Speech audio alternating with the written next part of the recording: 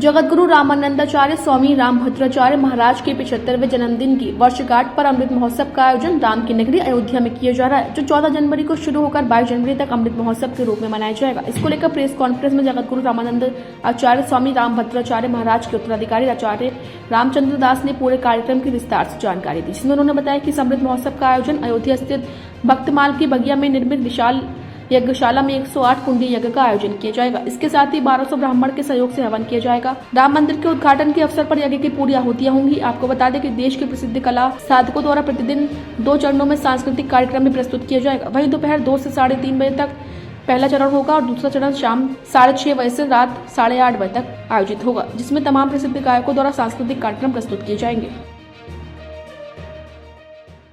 जब यह मुकदमा रामलला का माननीय उच्च न्यायालय के समक्ष आया और उच्च न्यायालय ने पूज्य संतों को आमंत्रित किया कि तार्किक आधार पर हिंदू धर्म के ग्रंथों के आधार पर हम कैसे सिद्ध करेंगे कि यह विवादित भूमि रामलला की जन्मभूमि है, और उस समय इस हिंदू समाज के गौरव सार्वभौम जगतगुरु पद्म विभूषण जगतगुरु रामानंदाचार्य पूज्यपाद स्वामी श्री रामभद्राचार्य जी महाराज, जो कि मेरे गुरुदेव हैं, उन्होंने माननीय उच्च न्यायालय के समक्ष अनेक अकाट्य साक्ष्य दिए थे, जिसको माननीय उच्च न्यायालय ने भी स्वीकारा और अंत में सर्वोच्च न्यायालय ने भी अपने निर्णय में उसको कोट किया है। ये हम सब जानते हैं, सर्व जग विदित है ये।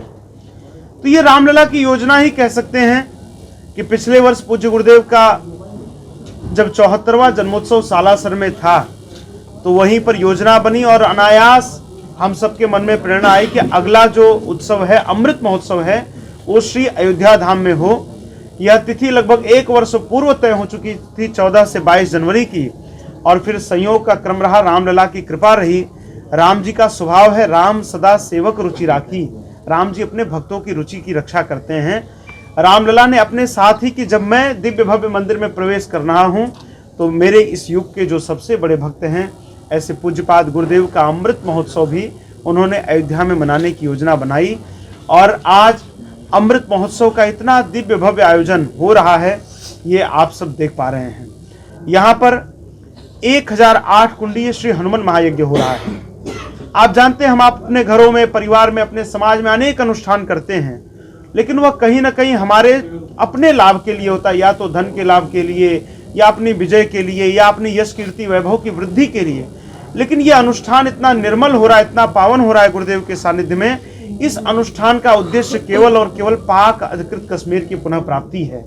इस मनोरथ के साथ यह दिव्य अनुष्ठान हो रहा है, जहां पर हजारों की श्रृंखला में हमारे वैदिक विद्वान बैठ करके और पूज्य गुरुदेव के हजारों शिष्यों के साथ 1.25 करोड़ से अधिक आहुतियां श्री हनुमान जी महाराज की प्रसन्नता के लिए समर्पित करेंगे।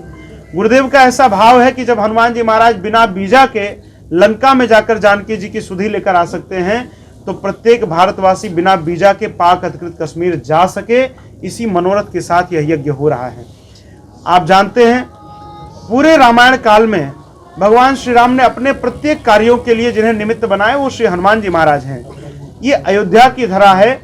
यहाँ जब भगवान वनवास काल से लौट कर आए, तो उन्होंने भरत जी से एक बात कही, जो हम सब जानते हैं। उन्होंने इसी अयोध्या में कहा कि भरत तो उऋण हो सकता हूं, लेकिन हनुमान जी महाराज के उपकारों से उऋण नहीं हो सकता।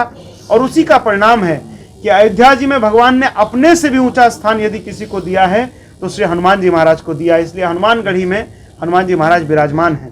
तो उन हनुमान जी महाराज के लिए अयोध्या जी में यह अनुष्ठान होना, हमें लगता है कि अपने आप में बहुत ही हर्ष और बहुत ही प्रसन्नता का विषय है। ऐसी दिव्य आध्यात्मिक अलौकिक अनुभूतियां होंगी, जिसकी हम कल्पना नहीं कर सकते हैं। और मेरा ऐसा विश्वास है कि जिस समय आहुतियां पड़ेंगी और उस समय का जो वातावरण होगा, अपने आप में मनुष्य की बात तो छोड़िए, वहां का पाषाण भी पुलकित हो जाएगा। मेरा ऐसा विश्वास है।